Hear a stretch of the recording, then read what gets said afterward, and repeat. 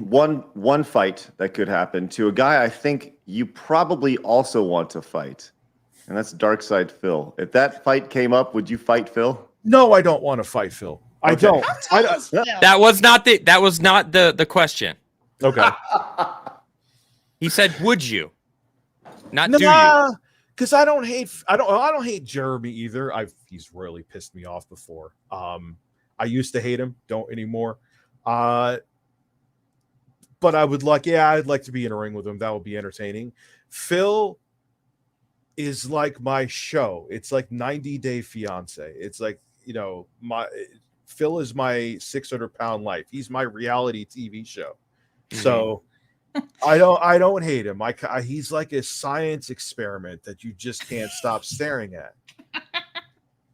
That seems to be the common theme with pretty much all his viewers and all detractors, is that it's such a train wreck you just can't stop watching. He has no self-awareness. He has no self-awareness whatsoever. Yeah, you don't have to tell me that. Jeez. So if the opportunity arose and let's just say Keem was to come to you and be like, hey, listen, I got 50 grand a piece for you. You guys fight. What do you say? Yeah. For 50 grand, sure. well, DSP's turned down 50 grand before from Keem, so I have a conspiracy theory as to why. Oh, tell us more. Do tell. I think everything with him and WWE champions is true. I think everyone here believes that as well. If he got a money drop like 50 grand and he started begging again on his streams, that would just be the final nail in the coffin.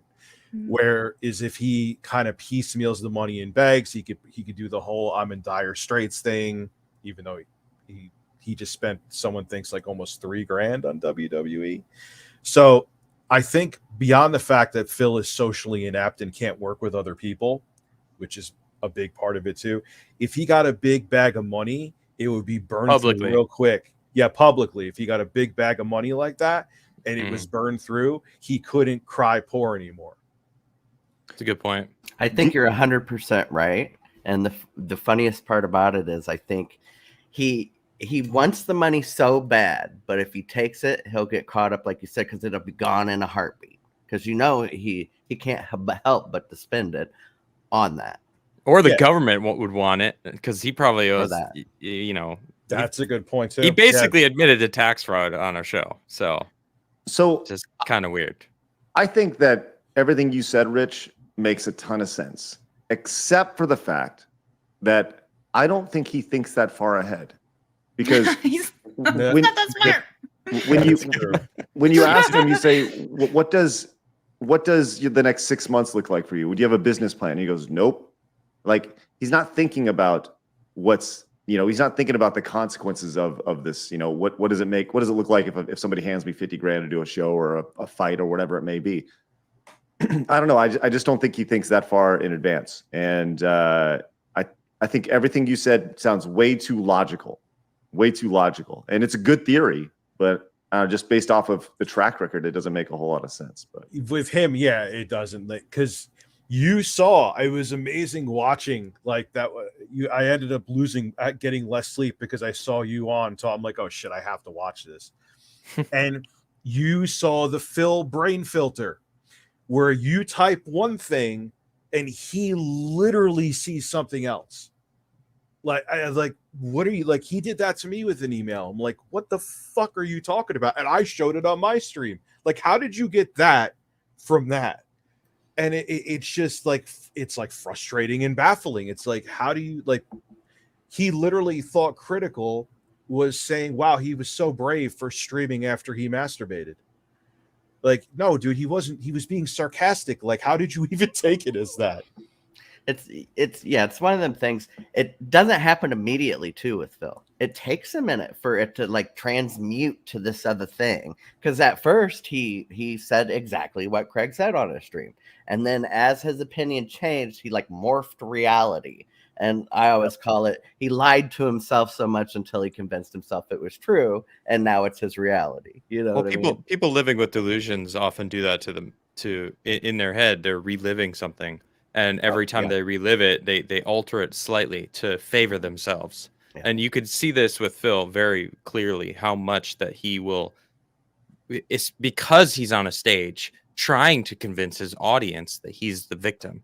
Like, I need these people to believe that I'm the victim, so I'm going to keep retelling the story.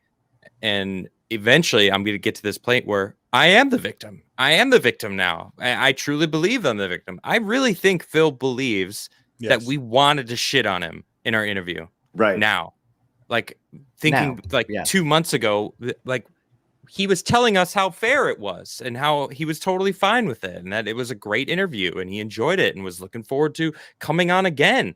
Like, how did you go from that to this? Oh, right, because you couldn't victimize yourself to beg for more money from the audience. I think, right, dude.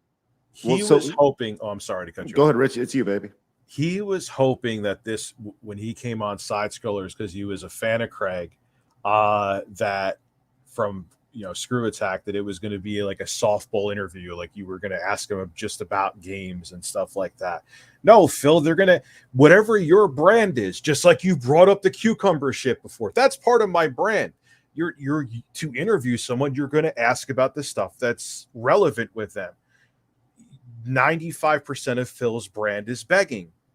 You're going to ask about that. You can't just skirt over it, Mm-hmm. And, well, the first 5 minutes of the show, he was talking about how he wanted that interview to be that one that would clear all of the confusion up. All of the detractors can go watch that interview and have it all figured out, and everything's going to be squared away. And it's like, dude, he just dug a deeper hole, and the detractors were all sitting out there just laughing. They're like, see, we told you, watch Adam Craig in real time turn into one of us. I mean, that's what it felt like. Because I was just like, I'm not taking that, dude. It's funny. He literally turned a ladder into a shovel. Right.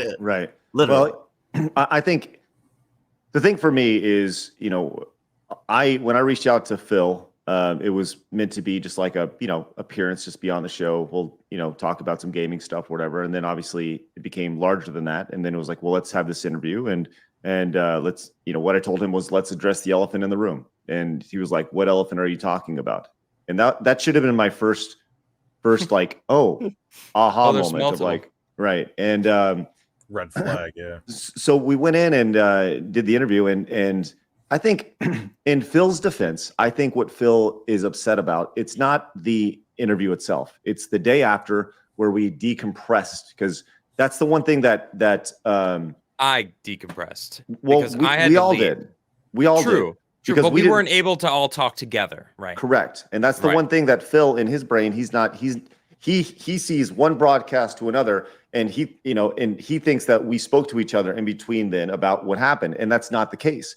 We saved it for the next day. And so we did the interview, and then we actually talked about the interview the following day, which I think is a very natural thing to do. It was a 5-hour interview. Right. There's always an after show. Like, there's shows that do after shows all the time.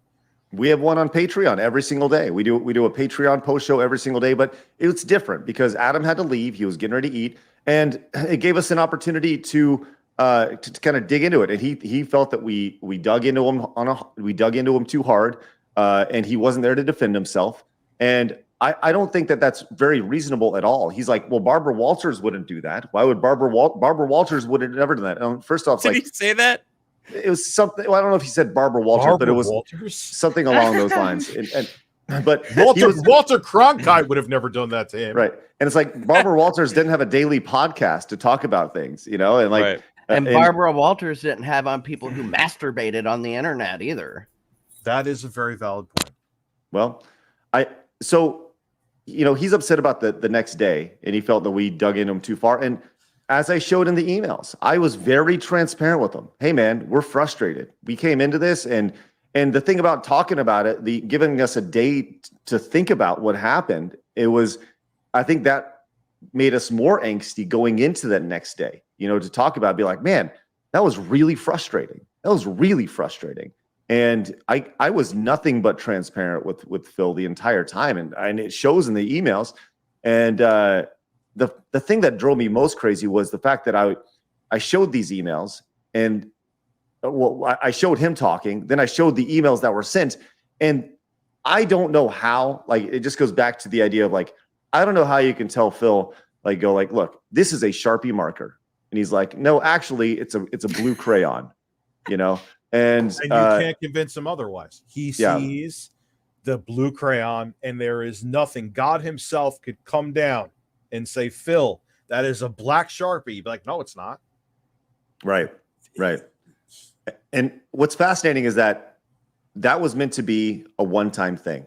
And I have accepted the idea that side scrollers will be connected to DSP for a good while. And I think that's, it's not a bad thing at all. Like I said, I think a lot of the detractors, not all of them, but I think a lot of the detractors and people who watch Phil on a day-to-day basis, they watch him with good intentions, and that they honestly, like I said, not all, most. I think most want Phil to succeed, but they can't stop watching him because he just keeps getting in his own way.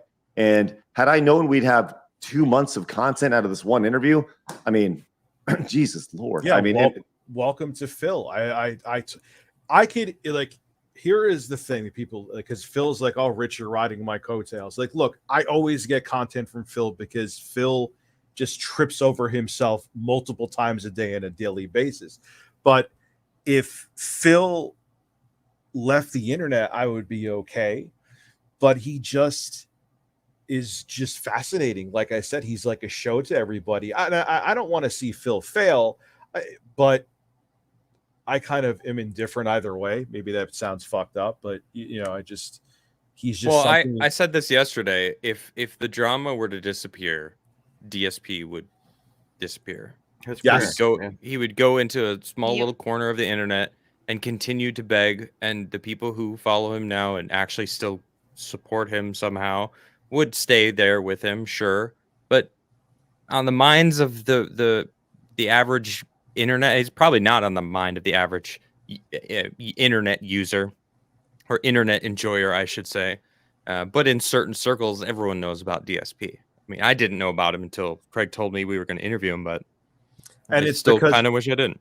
And it's because of the shit show. And if the shit show goes away, like say, and here's the thing, even if Phil wakes up tomorrow and he's self-aware, he's not funny.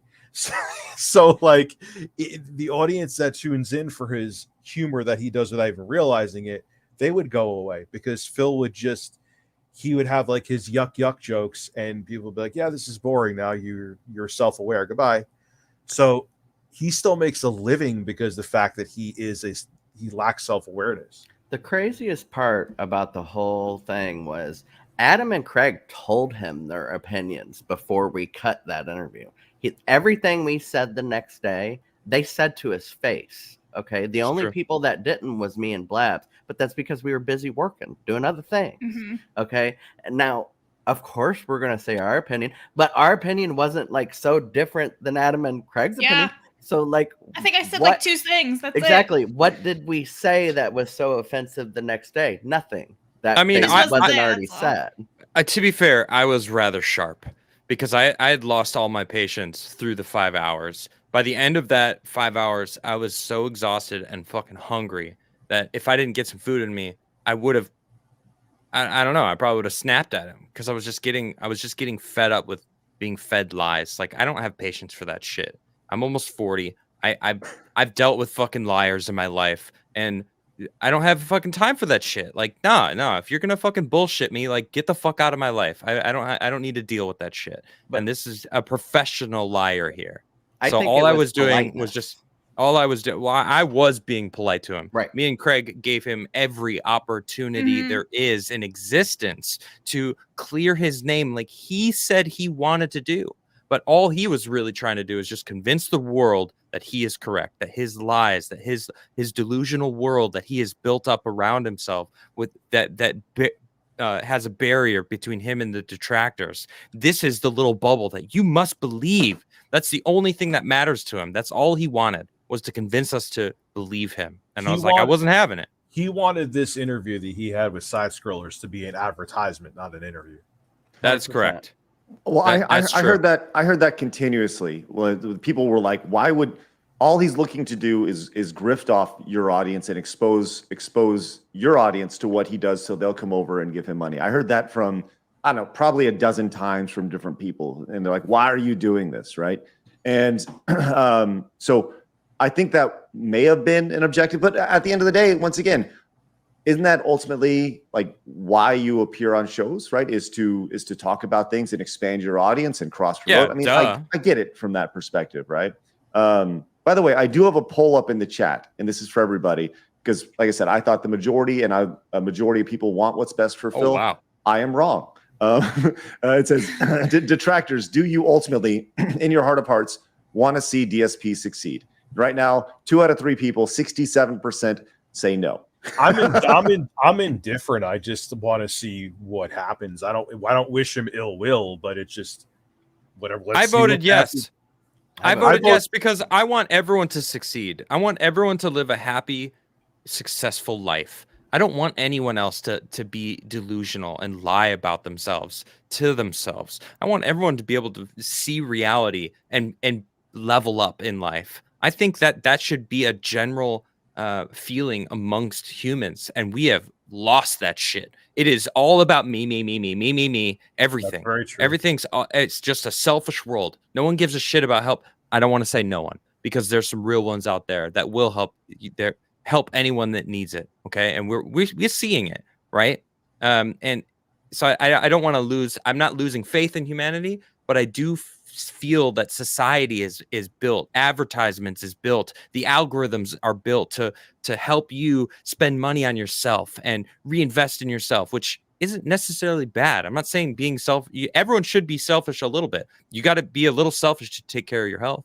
You got to be like, I'm selfish. I want to take care of me first. Like, you got to clean your house before you judge others, right? That's what Jordan Peterson is saying. People don't like him, but I don't care. He's right. You should have your own shit in order before you start judging others, right? Yeah. It's like, you got to be a little bit of selfish for that. But then it doesn't matter who said it. That's a valid point.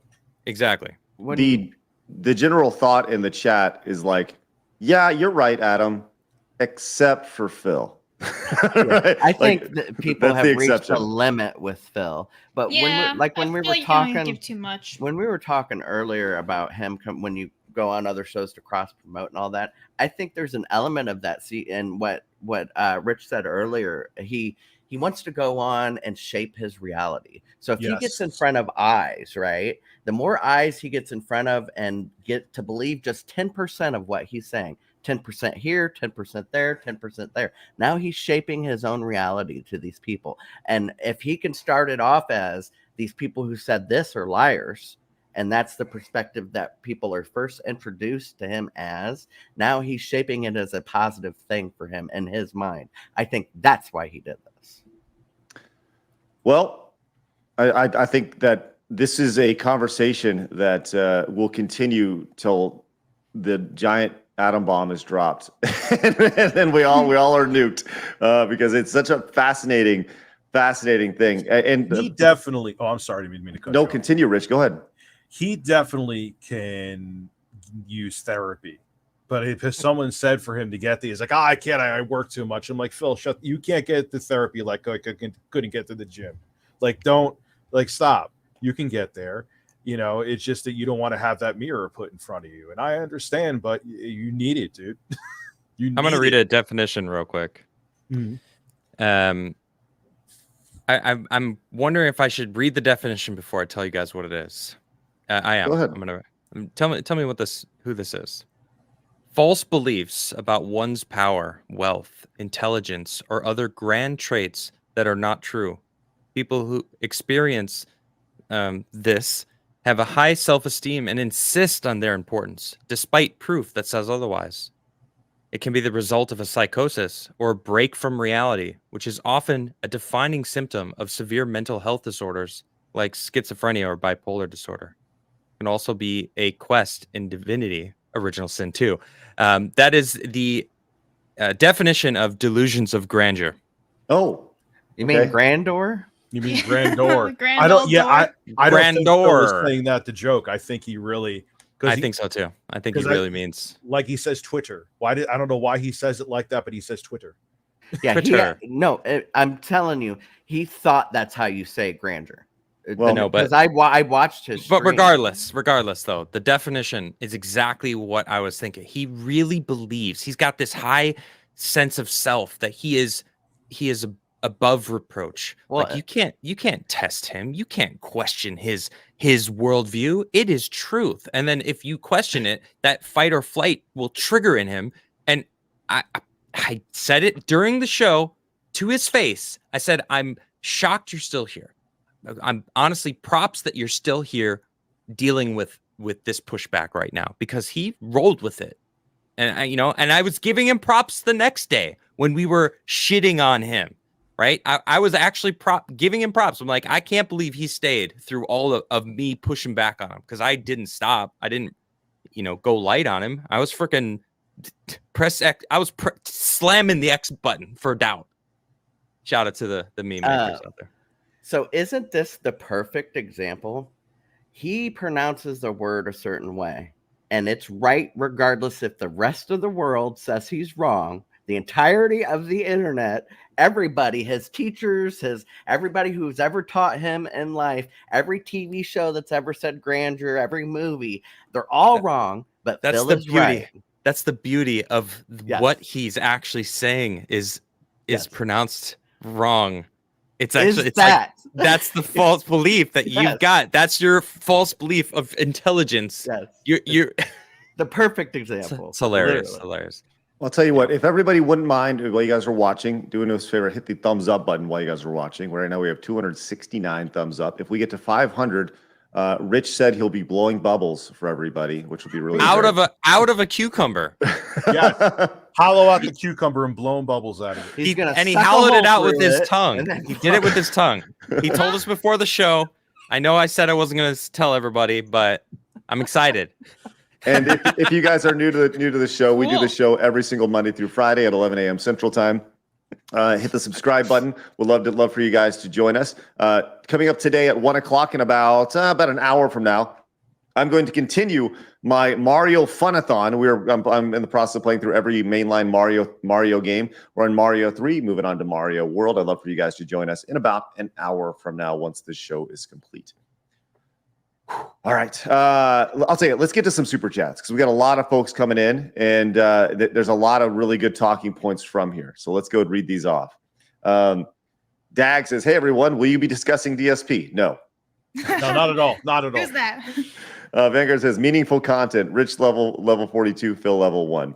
What do you think of that meme, Rich? I think that's one of the best metaphors ever for that. I think that. You can talk about Keemstar all you want, but I think he nailed that metaphor. Yeah, because Phil is his own worst enemy. Like I said, he puts out the spike strip in front of his car, purposely drives over it, and then complains about his tires being flat. He just stays in the same. I wanted to give him a goddamn computer just to get it out of my house, because selling desktop computers is a pain in the ass. I could just be like, "Hey, Phil, pay shipping, I'll send it to you." He made a big fucking conspiracy theory about it, and he didn't end up getting the computer. He is the most self-sabotaging person I have ever met. Wait, what? What are you talking about? Okay, Of course, it would have to be something like that, because nobody would ever help him, because it would have to be something bigger than that for him. No, explain this, Rich. What was going on there? So I'm literally still looking at the computer right now. Eventually, I have another friend up in Canada I'm going to give it to. I have a desktop computer addiction.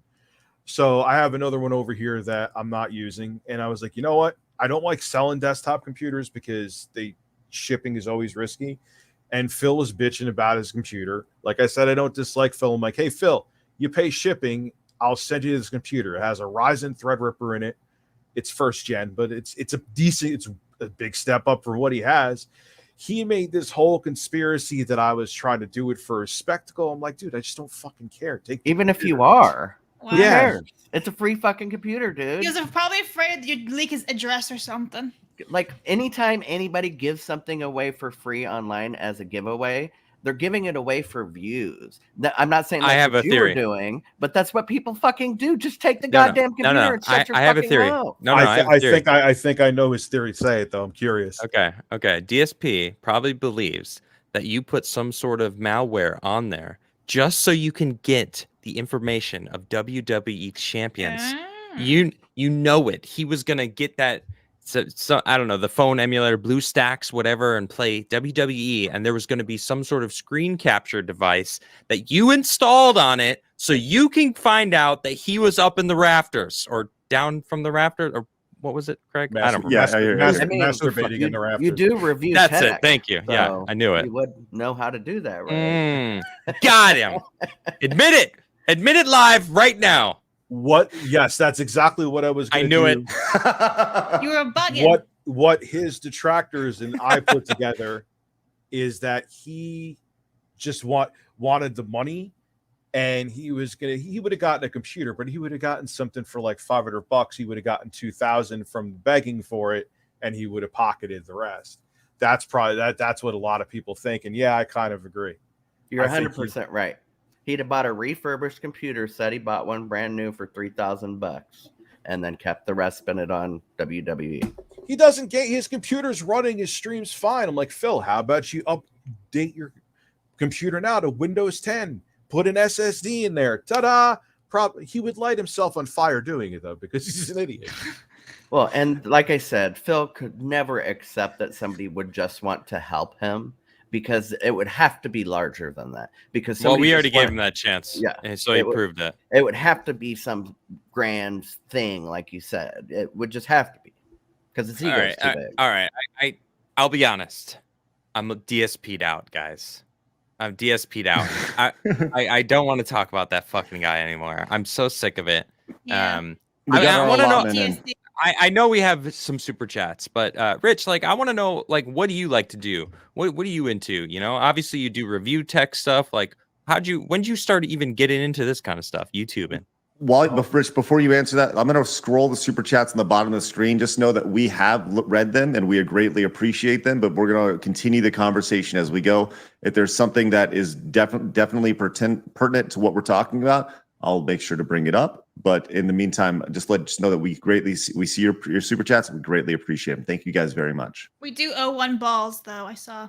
Oh yeah, when we get to that, we'll get to it. We'll get to it. Go ahead, Rich. Yeah. Oh God, what got me started on YouTube? Being bored shitless. I really broke up with my ex-girlfriend. When was this? Oh God, this is back in 2008. And I just started uploading for the fuck of it. I remember like I uploaded Dodgeball for the NES for a review. What a great game. It is a great game. I was trying to be Classic Game Room back then. I don't know who knows Classic Game Room, but right, that's how far we're going back. He stopped making YouTube videos a while ago. At least so you've been on YouTube a long time. I am an ancient old fuck. Yeah, I've been. I've been 4 years. It's been I've been doing YouTube for since 199 the year since 1942. Yeah.